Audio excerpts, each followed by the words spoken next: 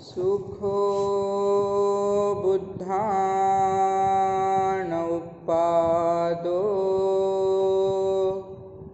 सुखासद्धम्मदेशना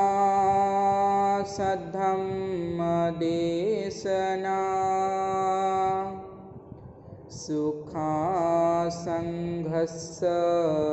सामग्री समगानं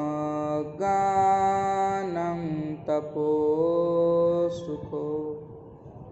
संपूर्ण मानवजातीचे शास्ता, संपूर्ण ज्ञानी महाकारुणिक भगवान सम्यक संबुद्ध भगवंताने सुव्याख्यात केलेला, सुस्पष्ट केलेला आणि संपूर्ण मानवजातीला धारण करण्यायोग्य असा सद्धर्म भगवंताने बहुजनाच्या हितासाठी, सुखासाठी आणि कल्याणासाठी निर्माण केलेला भगवंताचा तो आर्य श्रावक संघ, भिक्खू संघ, अशा जगातील या तीन महान रत्नास प्रथमतः माझे त्रिवार वंदन. आपल्या सर्वांचे उद्धारकर्ते बोधिसत्व महामानव डॉक्टर बाबासाहेब आंबेडकर यांच्या धम्मक्रांतीमध्ये स्वतःला समग्र जीवन समर्पित करून आपण गेल्या आषाढ पौर्णिमेपासून त्रिपिटकातील शुद्ध पिटकामधील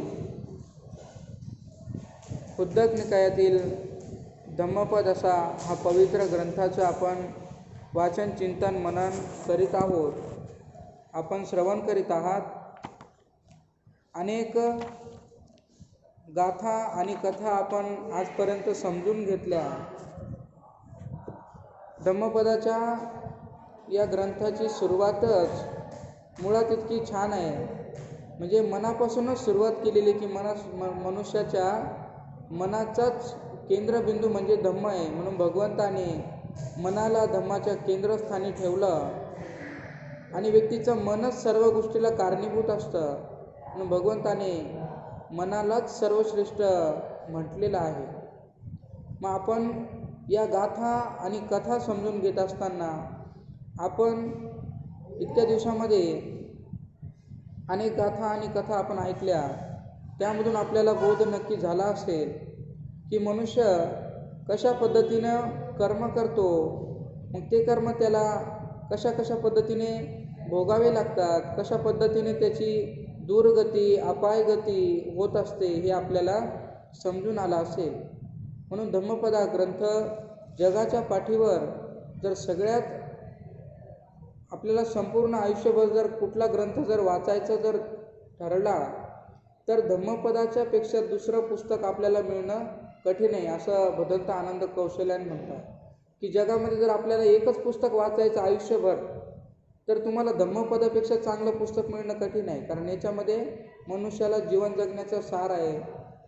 झालेल्या घटनांच्या आधारे आपण आपल्या जीवनामध्ये कसं जगायला पाहिजे या संदर्भामध्ये धम्मपदामध्ये सांगितलेलं आहे. आपण याच्या मागची जी गाथा आणि कथा ऐकली ती होती की यथागार दुच्छन्न उठ्ठी समति विज्जती एवं अभावित चित्तं रागो समति विज्जती. म्हणजे ज्याप्रमाणे घराचे छत नीट साकारलेले नसले तर त्याच्यामध्ये पावसाचं पाणी शिरतं, आतमध्ये शिरतं, त्याचप्रमाणे जर आपल्या चित्ताला जर संयमाचा अभ्यास नसेल तर त्यामध्ये तृष्णा किंवा आसक्ती ही लवकरच शिरते. आणि म्हणूनच भगवंताने ती दुसरीसुद्धा गाथा नंदाला सांगितली होती की यथागार सुच्छन्न उठ्ठीन समति विज्जती एवं सुभावितं चित्तं रागोन समति विज्जती. की एखाद्या घराचे छत जर नीट साकारलेले असले आणि जसं त्याच्यामध्ये पावसाचं पाणी शिरू शकत नाही त्याप्रमाणे जर मनुष्याचा त्याच्या चित्तावर, मनावर जर संयमाचा अभ्यास असेल तर त्याच्या चित्तामध्ये तृष्णा आणि आसक्ती ही लवकर उत्पन्न होत नाही किंवा निर्माण होत नाही. म्हणून त्या संदर्भातली आपण ती कथा आणि गाथा यामागे आपण पाहिली. आजची आपण कथा ऐकणार आहात ती म्हणजे चुंद खाटीकाची कथा आहे, जी मी नेहमी अनेक ठिकाणी सांगत असतो. म्हणजे वाईट कृत्यापासून दुःख मनुष्याला उद्भवतं. मग कुठलंही वाईट कृत्य आपण धरा, आपण स्वतःच जर मनाला जर आपण विचारलं आपल्या की आपल्या हातून जर एखादं वाईट गोष्ट जर आपली घडली, कळत न कळत का होईना, जर आपल्या हातून जर कुठली वाईट गोष्ट जर आपल्या हातून घडली तर त्याचा दुष्परिणाम हा वाईट येतो, हे मनुष्याने जाणलं पाहिजे. परंतु काही लोक ते जाणत नाही. म्हणून भगवंताने म्हटलं की वाईट कृत्यामधून दुःखच उद्भवतं, त्याच्यापासून दुसरं काही आहेच नाही. हिंदू धर्मामध्ये सांगितलं, तुम्ही देवाला बोकडे कापा, कोंबडे कापा, देवाला काही हरकत नाही आहे त्याची, तुम्ही कापा, त्याच्यासाठीच कापा असं म्हटलं. इस्लाममध्ये म्हणजे मुस्लिम लोकांमध्ये असं म्हटलं, अल्लाह को प्यारी हे कुर्बानी, आहे का नाही, असं म्हटलं. तर त्यांच्यामध्ये तसं ते वाईट कृत्य आहे ना.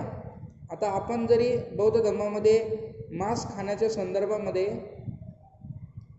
म्हणजे भगवंताला देवदत्ताने 5 गोष्टी मान्य करायला लावल्या होत्या, तरच आम्ही तुमच्या संघात राहतो. आणि त्या 5 गोष्टीमध्ये एक गोष्ट होती की भिक्षूंनी लोकांमध्ये राहायचंच नाही, त्याने जंगलातच राहायचं, त्याने मांस अजिबात ग्रहण करायचं नाही, त्यानं म्हणजे अशा 5 गोष्टी सांगितल्या होत्या. तर भगवंत म्हणले, देवदत्त मी तुझ्या या गोष्टी मान्य करू शकत नाही.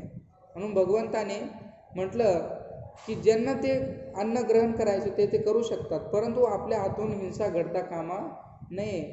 म्हणून भगवंताने या 5 गोष्टींना अनुमती दिली नाही. भगवंताने म्हटलं, ज्या भिक्षूला अरण्यात राहायचं तो अरण्यात राहू शकतो, ज्याला लोकांमध्ये राहायचं तो लोकांमध्ये राहू शकतो, ज्या भिक्खूला दान नाही स्वीकारायचं ती त्याची मर्जी, ज्याला स्वीकारायचं तो स्वीकारू शकतो. मग अशा अनेक गोष्टी भगवंताने सांगितले की नाही हे करायचंच नाही, असं भगवंताने खूप लांबचा दृष्टिकोन ठेवला होता यामागे. परंतु भगवंताने धम्मामध्ये तुम्ही असं कधी ऐकलं का की भगवंताला एखादं कोंबडं बकरं कापलं कोणी, सुजातानं विशाखानं, असं काही ऐकलं तुम्ही कधी? काहीच नाही.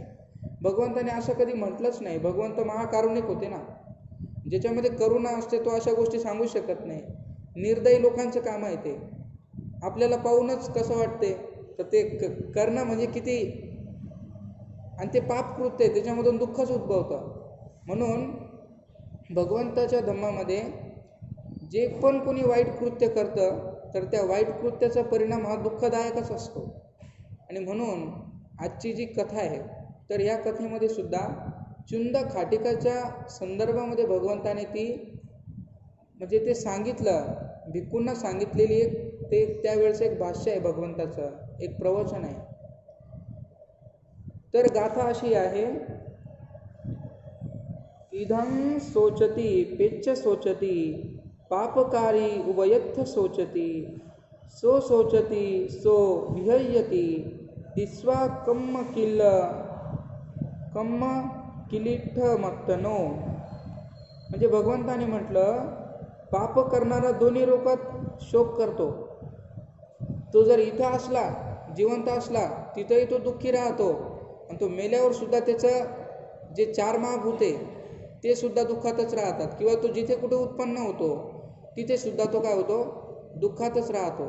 मग पाप करणारा हा कुठंच सुखी राहू शकत नाही. त्याला वाटतं नाही आता मेल्यावर मग काय, मग तो सुखीच राहू शकत नाही. इथे सुखी राहत नाही पापी व्यक्ती, आणि जिथं कुठं तो उत्पन्न होईल मेल्यानंतर तिथं सुद्धा तो सुखी राहत नाही. आणि म्हणून या इहे लोकात आणि परलोकातही आपले दृष्ट कर्म पाहून तो शोक करतो आणि पीडित होतो. त्याला वाटतं अरे आपण हे पाप कर्म केले, मग तो दुःख करीत ते त्याला सहनच करावं लागतं. तुम्ही पहा, तुम्ही पापी व्यक्तीचे हाल असे होतात, खूप हाल होतात. असं कधी तुम्ही ऐकलं का एका व्यक्तीने खूप शीलपालन केलं, खूप त्याने धम्माच्या मार्गावरती चालला, किंवा इतर समाजाचा काही व्यक्ती असे नाही, असं नाही की तो बौद्ध धर्मीयच असला पाहिजे, तो शीलपालन करणारा असला, परिपूर्ण शीलाचं आचरण करणारा असला, हत्या न करणारा असला, पापकर्म न करणारा जर तो व्यक्ती असला, तुम्ही कधी ऐकलं का त्याची कधी दुर्गती झाली, तो किडे पडून मेला, त्याचं हातपाय तुटले आणि त्याचं डोकंच खराब झालं, असं कधी ऐकलं का? नाही. तर जो व्यक्ती कुशल कर्म करतो, चांगल्या कर्माचा संचय करतो, कुशल कर्माचा संचय करतो, तर तो व्यक्ती इथं सुद्धा सुख भोगतो आणि परलोकातही तो सुख भोगत असतो. आणि म्हणून भगवंताने ही जी गाथा आहे, तर ही भगवंतांच्या भिक्खूंना भगवंताने उद्देशून, म्हणजे सुंद खाटिकाला उद्देशून ती गाथा भगवंताने म्हटली होती की पापकर्म करणारा हा कुठंच सुखी राहू शकत नाही. मग त्या संदर्भातली कथा ही थोडक्यामध्ये अशी आहे की भगवंत जेव्हा राजगृहाच्या वेळुवनामध्ये, वेळुवन भगवंताला दान दिलेलं होतं, तर त्या वेळुवनामध्ये भगवंत राहत असताना त्या ठिकाणी, म्हणजे त्याच नगरीमध्ये चुंद नावाचा एक खाटीक राहत होता. चुंद नावाचा एक खाटीक होता. तर तो, त्याची दिनचर्या अशी असायची, तो सकाळी उठला की पहिले जिथं कुठं डुकरं दिसतील तर ते डुकरं काय करायचं, तो पकडायचा. म्हणजे पहिलं तर त्याने काय केलं होतं, त्याला माहीत होतं की आपल्याला हे डुकरंच आपलं खायचं साधन आहे, म्हणून तो काय करायचा, लहान लहान डुकरं दुसऱ्या गावावरून विकत आणायचा किंवा कुठून तरी पकडून चोरून आणायचा आणि त्या डुकराचे खूप पिल्लं तयार करायचा आणि त्यांना त्याच्या घराच्या मागं एक उखाडा होता, तिथं टाकून द्यायचा.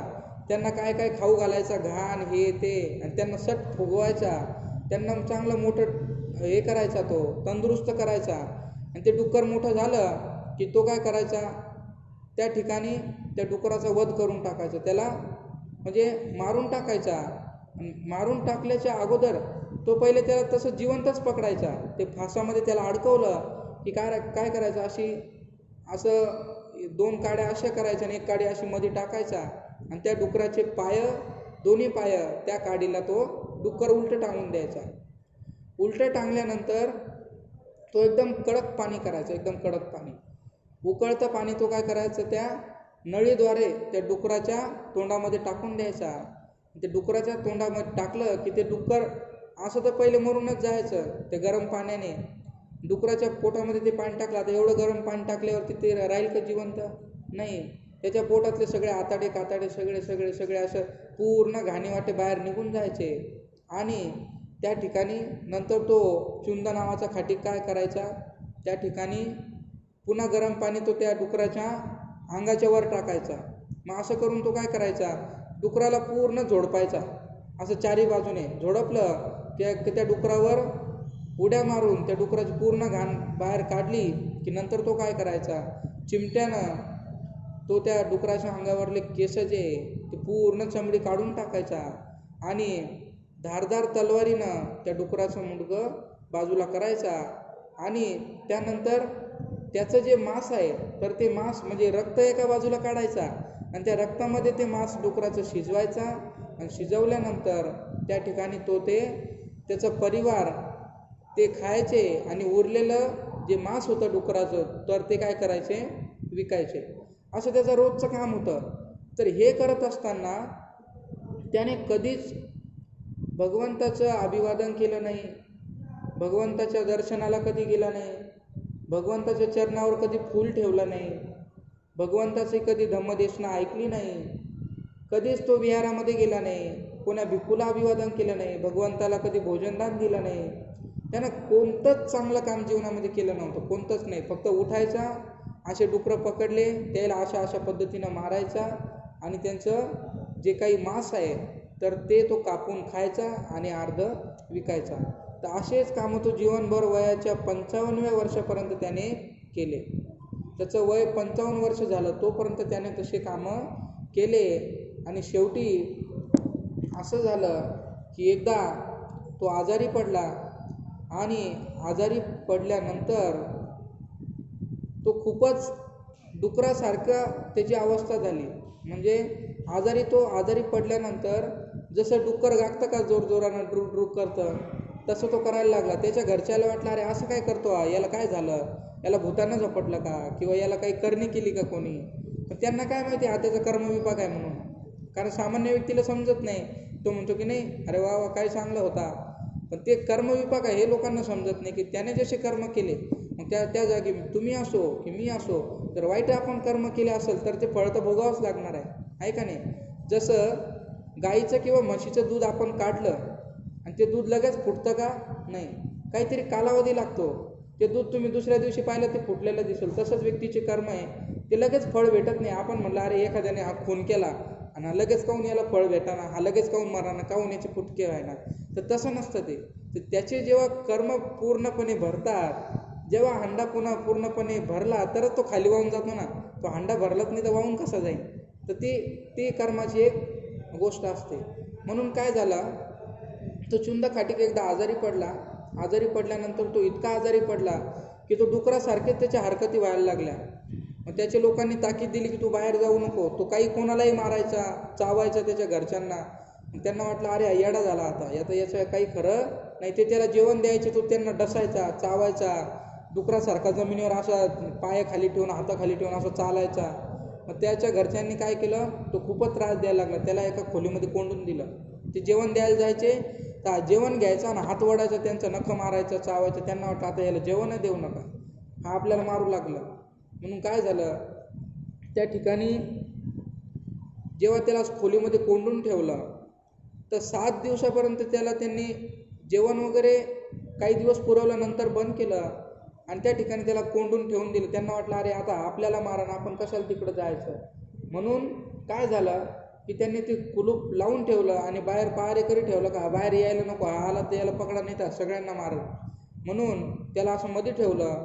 मग त्या ठिकाणून भगवंताचे काही भिक्खू जात होते, भिक्खू संघ जात होता. मग त्यांना आवाज आला त्या डुकराचा, म्हणजे त्या चुंद खाटिकाचा आवाज आला की अरे हा डुकरासारखा गाव, म्हणजे त्यांना वाटलं की तो खाटिकच डुकराला मध्ये मारू लागला का, कापू लागला का, धरू लागला का, त्रास देऊ लागला, असं भंतीजी लोकांना वाटलं, भिक्खू संघाला वाटलं. त्यांना खूप त्याची असं खूप वाईट वाटलं. त्यांच्या मनामध्ये इतकी करुणा उत्पन्न झाली, अरे कशालाच लोक असं करतात. म्हणून ते शेवटी तिथं काहीच म्हणले नाही. ते गेले भगवंताकडे गेले आणि भगवंताला म्हणले, भगवंत आज आम्ही असं असं पाहिलं. भगवंत म्हणतात, मग ते भगवंताला सांगतात की भगवंत मनुष्याने इतकंही निर्दयी असायला पाहिजे का? तो चुंद खाटीक बघा ना, 7 दिवस झाले तो त्या डुकराला मारू लागला, त्या डुकराला तिथं कापू लागला. ते डुक्कर जोरजोरानं आरडत आहे. भगवंत ही काही चांगली गोष्ट नाही.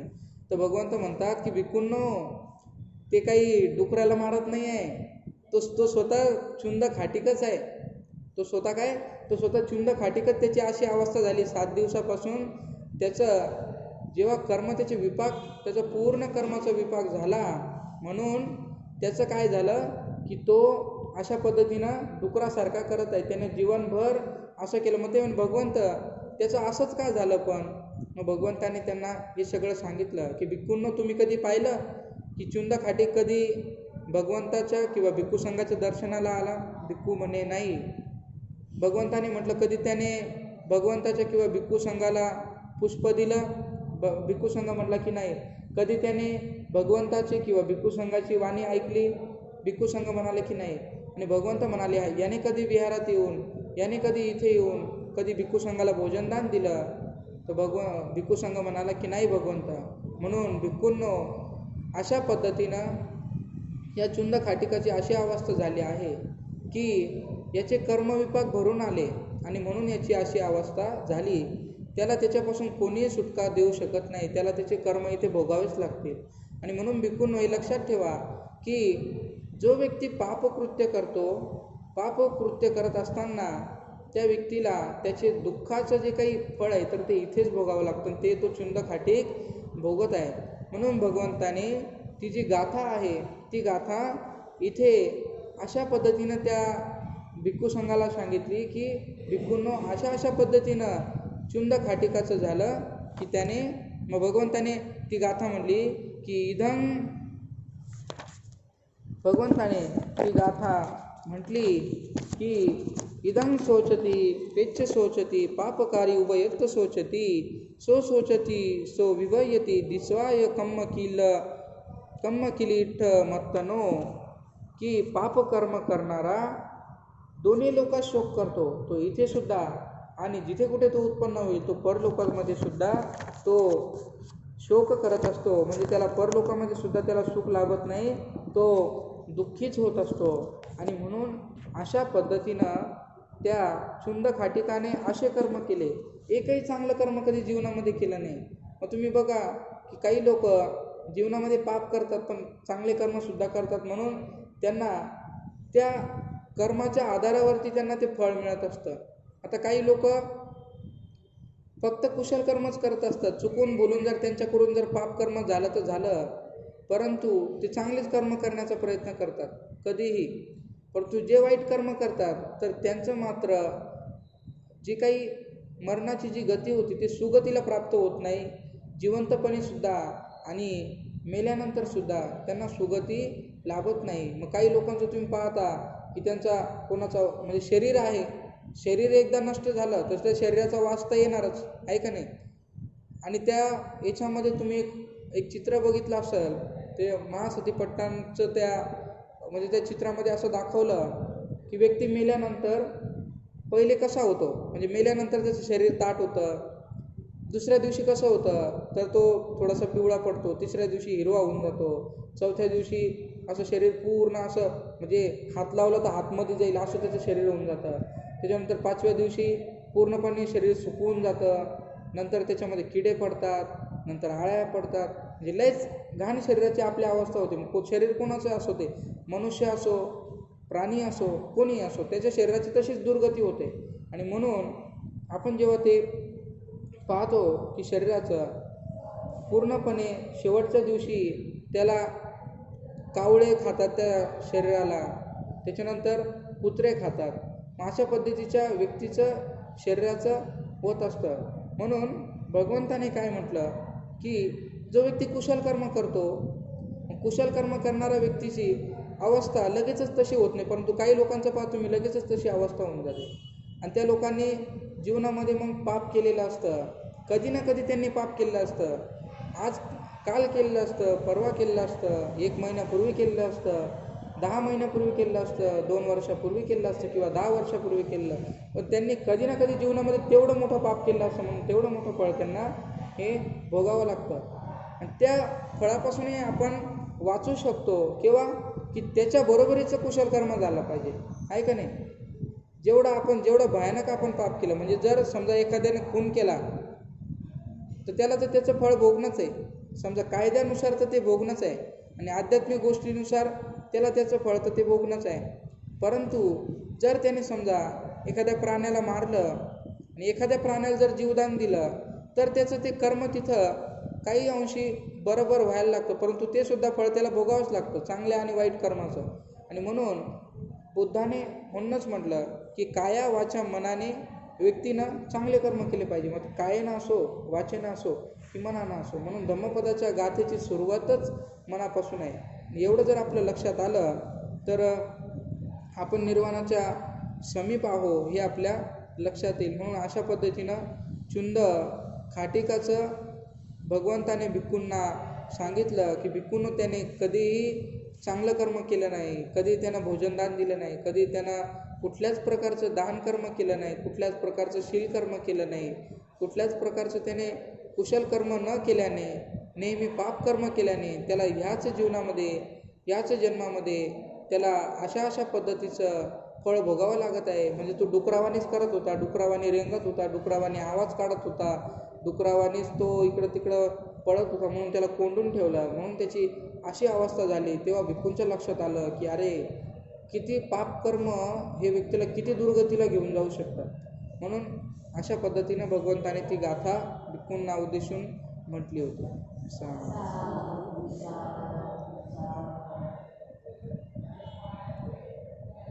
दुःखपत्ता क्षणी दुःखा, भयपत्ता क्षणी भया, शोकपत्ता क्षणी शोका, हुन्तु सब्बे पिपाणिनो एतावताच अम्मेहि सब्बदं पुण्यसम्पदं, सब्बे देवानुमोदन्तु, सब्बसम्पत्तिसिद्धि।